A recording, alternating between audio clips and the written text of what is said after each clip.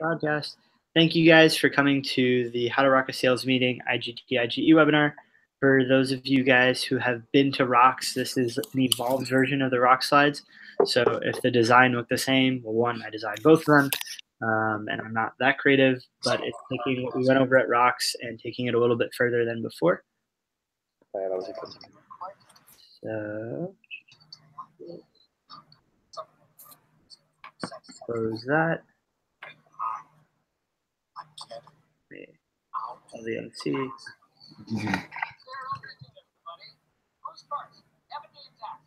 And so you guys can see my screen. You can see the rabbit rocking out. I can no longer see the chat, so I need you guys to verbally let me know. Oh. Yes, I could see it. Cool. Yeah, we're gonna go over how to rock a sales. Yep. And so what is sales? So this is what we went over Rock. During attraction, we connect the needs of an individual with the value of our product, and we help individuals see how iSIC can lead to a transformation in their organization. So if they work with us, how can this change what they're going through, and how do we convince them to tell the story of that?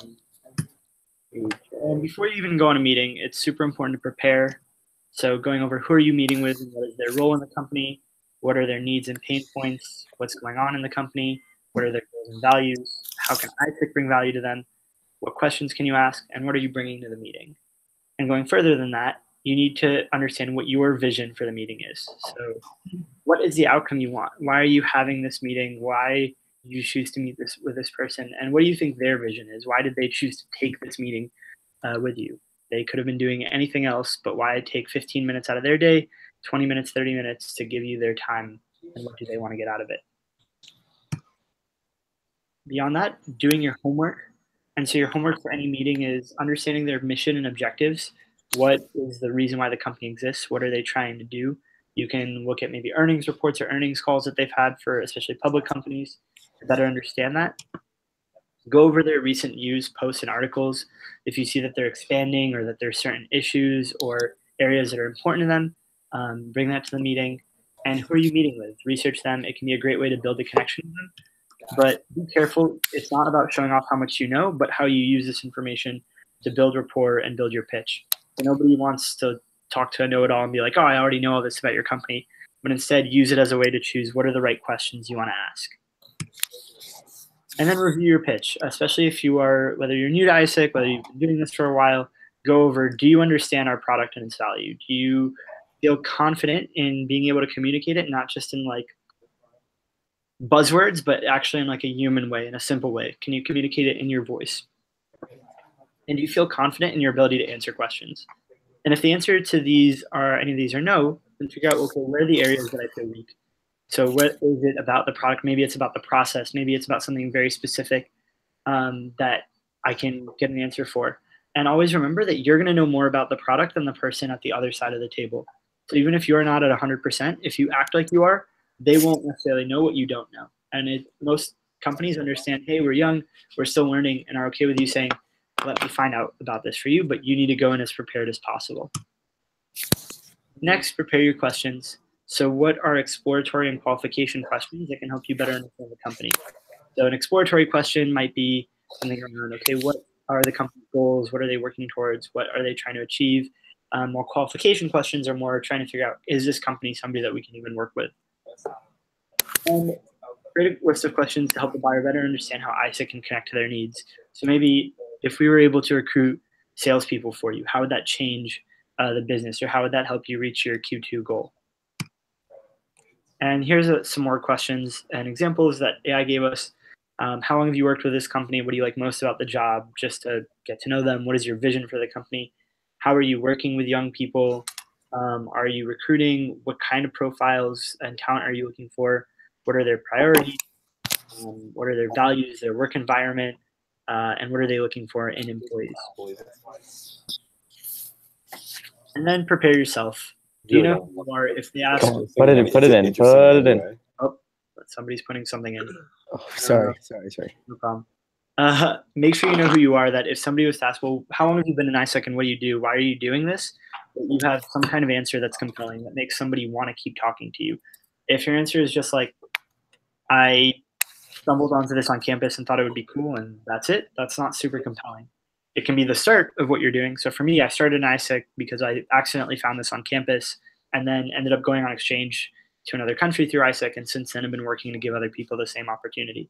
And so it's super fast. I can say that very quickly, and I can help people understand why I'm doing this and start to connect with them. And so once you go on the meeting, the step to crush it.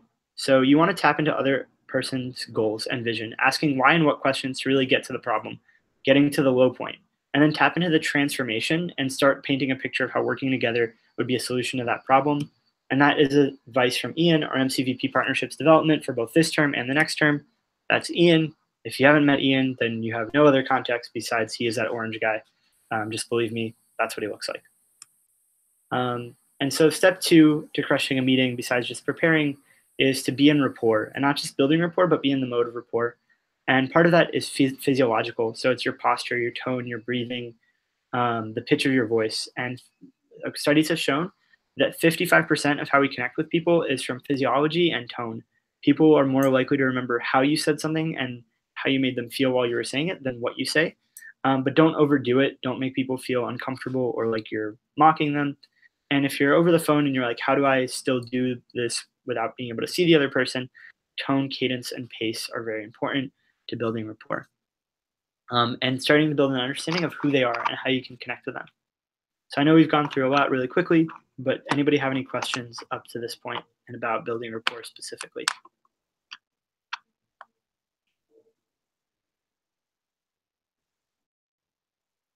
Hey, John. Yeah. Do you believe in the thing smile and dial, or do you just talk and you? Because for me, I feel like sometimes I'll be in a meeting and I sound really like stern. I don't know. Do you smile when you call people, or do you not think about it?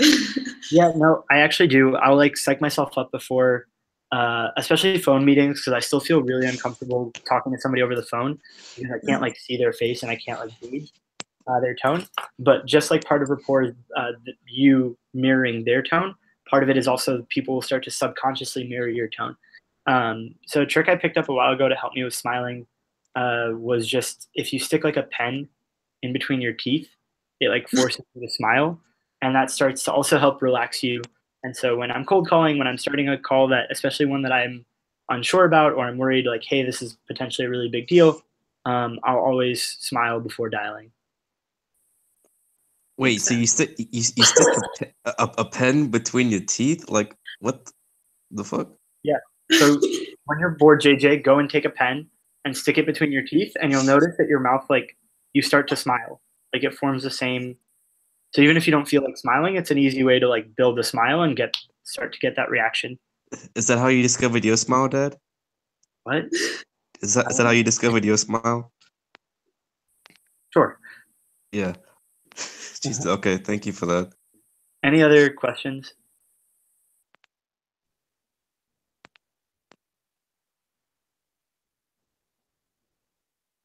All right, cool. Moving forward. So step 3 is set the frame of the meeting. And this helps to make sure that the person you're meeting with and you are in the right context to begin and allows you to start to assess and reveal needs. And so you never want to go on a meeting and the person on the other side thinks, okay, this meeting is about, topic A, and you're here trying to close the deal, because that might not be where they're at. So make sure that you guys are at the same place. A simple way to do that is something like, to make the most out of your time and mine, I'd like to suggest a structure for this call. Is that all right? I'm gonna ask you some questions so that I can serve you best and offer you some perspective based on your situation and my experience. Then we can answer any questions you have. So by the end of this call, we can determine whether or not to take the best step. Or simply to start off, I want to ask some questions to make sure I'm not wasting your time and see if this can be a good fit. So by doing this, you get permission from the other person to start the meeting. And a lot of times people ask me, like, how do I start asking the right questions? Because we keep talking about we should ask questions to better understand the company, but a lot of times they want to know about iSIC. It's to actually set the frame of the meeting first, to set the context of, hey, first I want to know more about you before we go into what we do, and making it something that they're allowing you to do. Step 4, understand and appreciate their model of the world, what has been, what is going on now, and what is in the future for their company. And this is where we start to ask what, why, and how questions around their vision. Do any of you guys have any examples of what these questions might be or any ideas. And I can't see anything, so if you type the question in the text box, I will not be able to see it.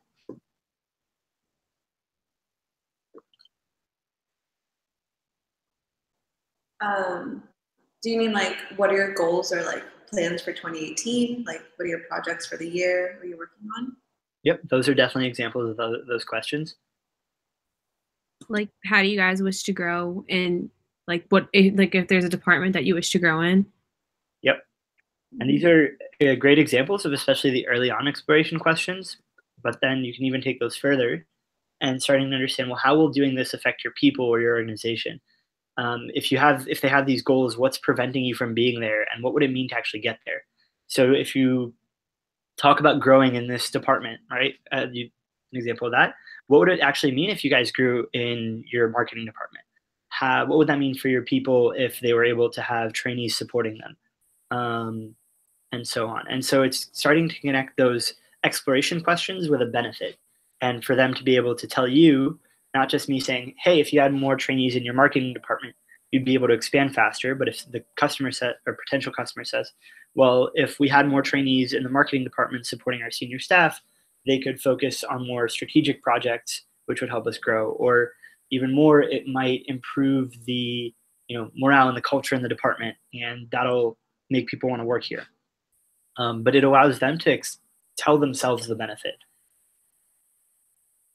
Any questions about that?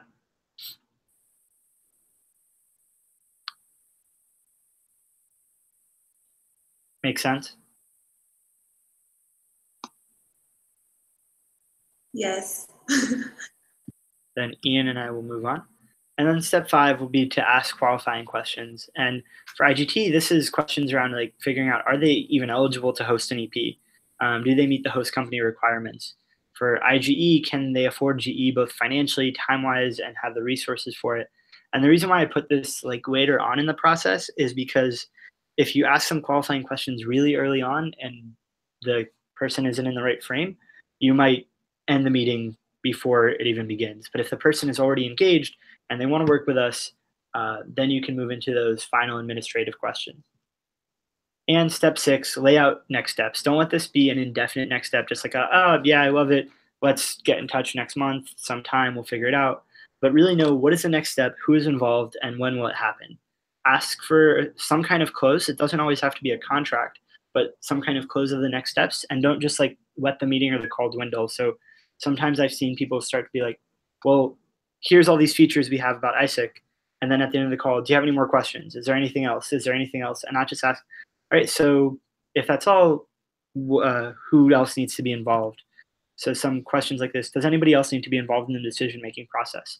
Can we include them in the next meeting? Or let's have a call tomorrow to go over the paperwork and the timeline if they're interested. You never want to end a meeting just like on a, well, glad I answered everything, goodbye. And finally, don't show up and throw up. Really ask questions and listen more than you speak, because the goal of doing this is to understand the company and what their needs are, because if we can't understand them, we can't connect to them and have them show themselves the value of what we do. And embrace objections. So they're a sign of interest. If people are giving you an objection, it means that they want to know more, especially if you can figure out, is this a real objection or is this just somebody trying to end the call? And so how you do that is you listen, you question, you cushion, you respond, and you evaluate. So step 1, listen. Don't assume that you know what you're going to hear. If you assume, you'll only listen halfway, and you're listening to respond. And really, if you've ever been, not just in sales, but in a conversation with a friend, a significant other, and you can tell that the other person, they're just waiting until you stop speaking so that they can start, that's a turnoff both for wanting to speak to them, but also they can't understand you. Be willing to slow down the sales process to assure this person and go through their objection.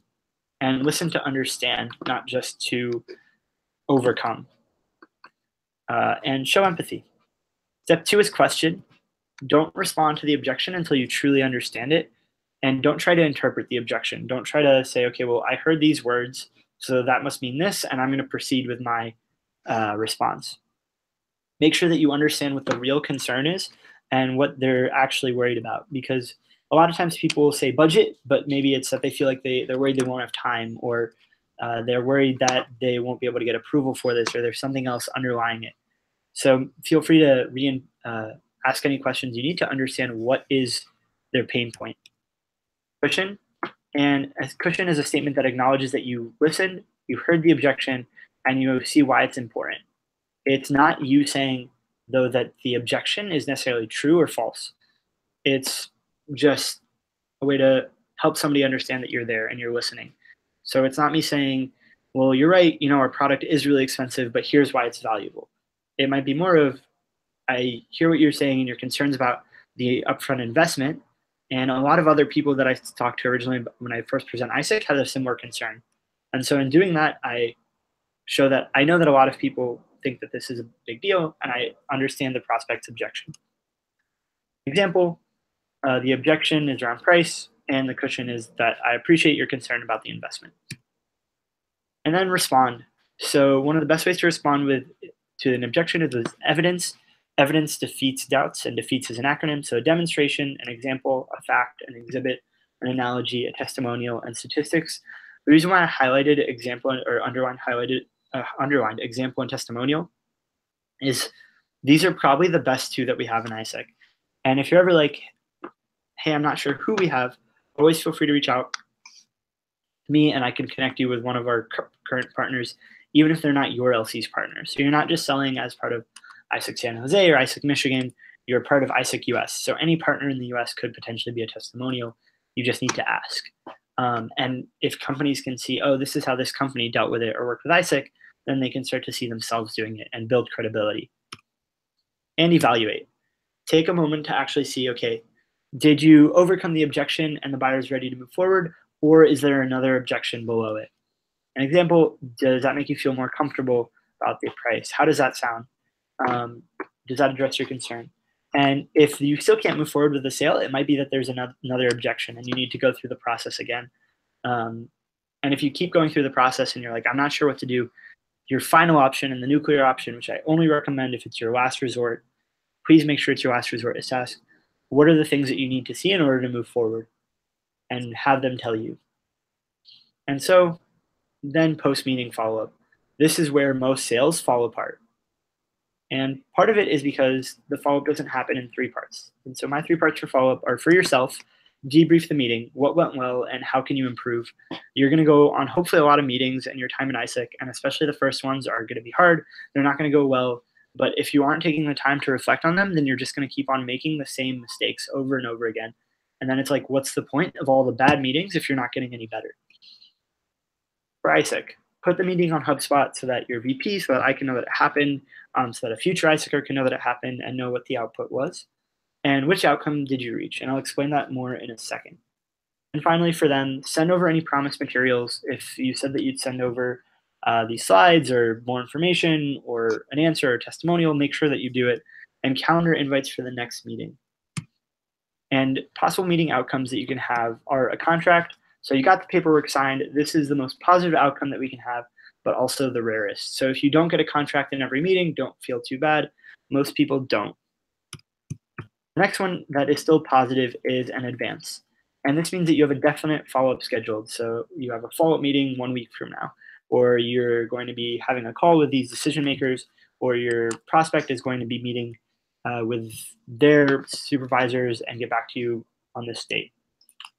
An example of this is Haley and I actually had a call on Friday with a company, and they let us know, okay, the next steps are they need to talk with their CEO, and we already have a meeting scheduled with them for the day after that. So no matter what happens, we have time on their calendar to be able to move the sale forward, and we know when it will be. Next is a continuation. So it's a positive response, but no definite follow-up. And these feel great. You have presented iSIC really well, you feel like, and the company really liked you, and they're like, yeah, iSIC is awesome, we love it. Next time, get back to us in a few months. And a lot of times we'll take this as a good sign that we got a positive response, but this is actually negative because we don't know when the next step is. We haven't closed that next step. And if we don't know when it is, then really the deal is probably not going to move forward. And it could have honestly just been somebody saying, yeah, iSIC is great to get you out of their office. And finally, a no. I'm not going to explain that one. I think it's pretty self-explanatory. They said no.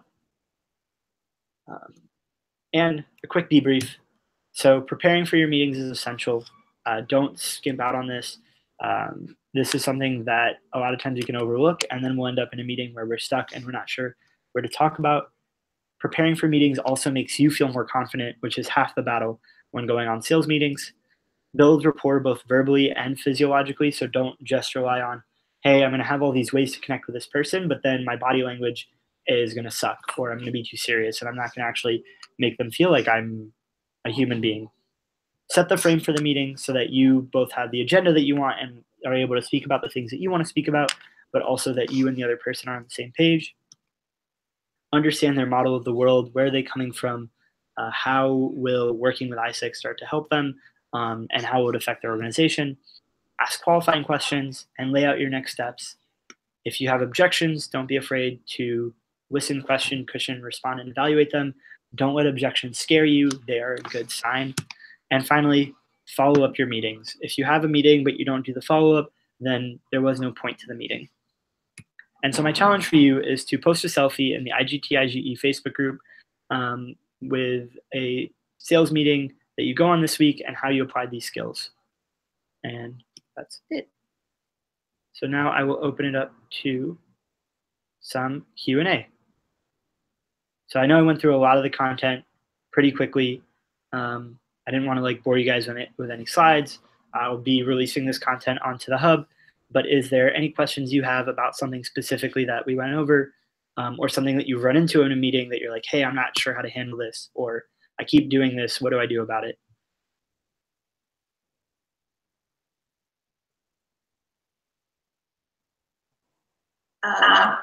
More so quick. Oh my God. Okay. I thought the building of the training and meeting is really important, and that's something I lack a lot of the times. Because I'd always end up in situations where we talk a little bit, and then it would just become them asking tons of questions about iSIG, and I was trying to take control of the conversation. So the way you put it really makes a lot of sense. I think that's really important. Yep. Yeah, and even feel free to set an agenda before the meeting so that they're not just taking over the whole meeting. Also, for context, for those of you guys that don't know, the person in Nicholas's screen next to him is my sister. She's not in iGT or iGE. I don't know why she's here. She wasn't invited.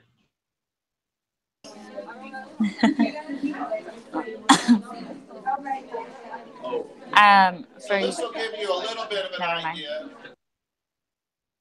Oh. Not at all. You want to tell him? I think she has to tell you something, John. All right, just recording. So, any other questions for sales meetings? Anything that you're not sure about how to implement? Is there ever a situation, say that you did a follow-up after a call and then they didn't answer you back, then do you follow up again, or is that pushing it? If judge it. If you've had a sales call though, and they've expressed interest and they told you to follow up, then follow up forever. Okay. I wouldn't say follow up every single day, but at least once a week, sometimes twice a week. Yeah. Okay.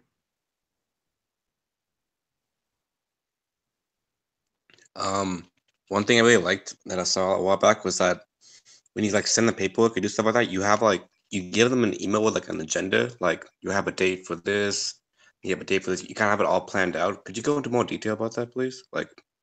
I saw it. I think Ian showed me once. You kind of planned everything out for the next weeks in terms of the whole process. Yeah. So anytime that I send paperwork over to a company, I'll give them the full timeline of, okay, if you want to get your interns by this date, this is when we have to do everything. And that also builds into, if on the call I already know that they said I need people here by then I'll use that to help build urgency to get the contract back. But one thing that I always try to avoid is simply just sending them paperwork. So if there's somebody that I just had a good call with, then I'll probably end the call as one of the next steps is, I'm going to send you over the paperwork. Let's have a call to go over it. That way we have a time where we've agreed that they're going to go through the paperwork and fill it out. And they might even say, no, we don't need a call. We'll just go through it and we'll get back to you by this date. But by then, now they've given them a deadline and a reason for me to follow up on that day for the paperwork.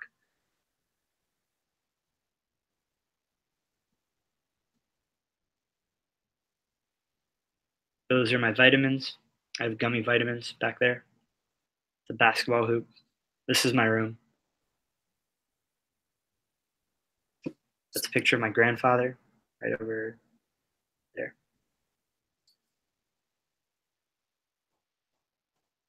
Thanks for the tour, John. You play basketball? Not really. Not anymore.